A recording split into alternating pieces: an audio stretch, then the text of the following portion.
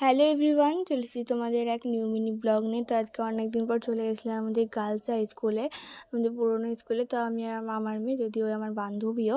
তো বিকালবেলা 5:30 বেজে গেছিলো। তো দেখছিলাম অনুষ্ঠান চলছিলই, তাই জন্য আমরা দুজন চলে গেছিলাম। আর তখন চলছিল একটা নাচ, শেষ নাচ ছিল ওদিন প্রোগ্রামের। আর তারপরে নাটকের জন্য সব কিছু গোছানো চলছিল, আর সবাই রেডি হচ্ছিলো। তারপরে নাটক শুরু হয়ে যায় কিছুক্ষণের মধ্যে, বেশি টাইম লাগেনি। আর যেহেতু 11টা থেকে অনুষ্ঠান হচ্ছিলো, তাই না অনেকে চলে গেছিলো। তারপরে আমরা চলে গেছিলাম এক্সিবিশন রুমে।